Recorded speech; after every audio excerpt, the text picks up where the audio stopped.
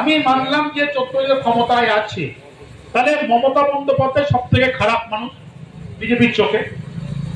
তিনি কি দিচ্ছেন? বহরমপুরে তিনি ভোট পান না, কি দিচ্ছেন? 42 বিএম দিয়েছিল, অধীর দিয়েছিল না বিজেপি দিচ্ছে এখন? তারা তো দিতে পারে, 100 টাকা দিতে পারে, দিয়েছিল। গ্যাসের দাম দিয়েছে, দেয়নি। তাহলে পরে দিচ্ছে নাকি? ভোটটা তো নিয়ে যাচ্ছে, 21 সালে নিয়েছে, 24 সালে নিয়েছে।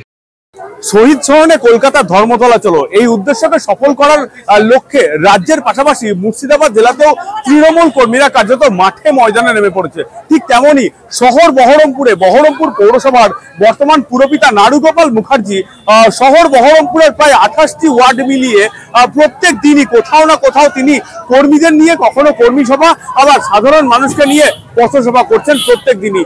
হাতে মাত্র আর কয়েকটা দিন, তারপরেই কলকাতায় ঐতিহাসিক 21শে জুলাইয়ের সমাবেশ। সেই সমাবেশকে লক্ষ্য রেখে শহর বহরমপুরের ইতিমধ্যে বিভিন্ন জায়গায় সভা করছেন পৌরপিতা নারুগোপাল মুখার্জি। কার্যত রোদ ঝড় বৃষ্টিকে উপেক্ষা করেই তিনি প্রত্যেক দিনই শহরের কোথাও না কোথাও করছেন সভা। 7 নম্বর ওয়ার্ডের কান্তনগর এলাকায় 7 নম্বর, 8 নম্বর এবং 11 নম্বর ওয়ার্ডের সাধারণ মানুষকে নিয়ে করলেন পথসভা। পথসভা শেষে আমাদের সংবাদ প্রতিনিধির মুখোমুখি হয়ে কি জানালেন তিনি, আসুন শুনবো।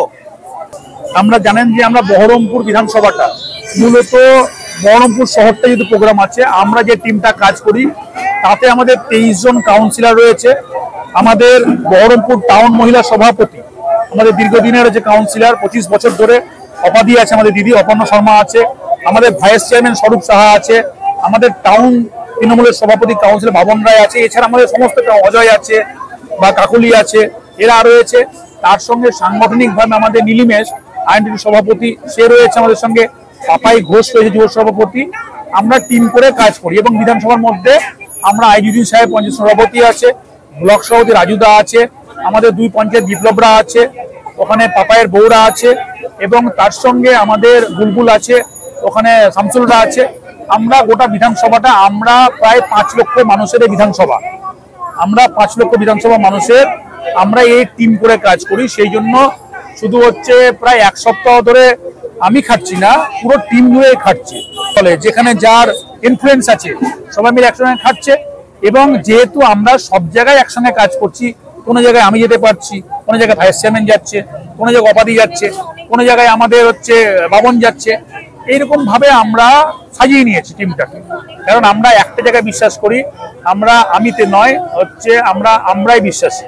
কারণ এই জায়গা থেকে আমরা মানে কালেকটিভ ওয়ার্ক করি। পরিষ্কার কথা, যেটা মুখ্যমন্ত্রী বলেন, আমাদের নেত্রী একটাই মমতা বন্দ্যোপাধ্যায় এবং সেনাপতি একটাই অভিষেক বন্দ্যোপাধ্যায়। এই জন্য আমরা যা কাজ করি বহরমপুরে, আমি এটা মানে খুব, আমরা সবাই আমরা যে কাজ করি লোক দেখানো কোনো কাজ করি না।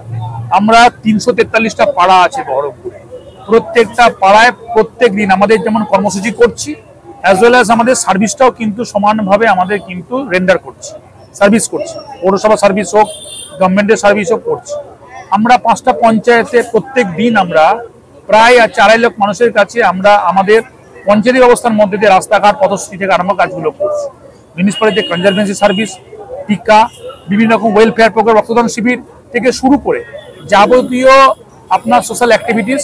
কারণ আমরা যারা বহরমপুর রাজনীতি করি, বহরমপুরটা আপনি জানেন যে আপনারা যে এটা একটা রাজনৈতিক উৎকর্ষতা এবং তার সঙ্গে মানুষের যেহেতু একটা শিক্ষিত মানুষদের জায়গা, এখানকার সংস্কৃতির সঙ্গে আমাদেরকে বুঝে রাজনীতিটা করতে হয়।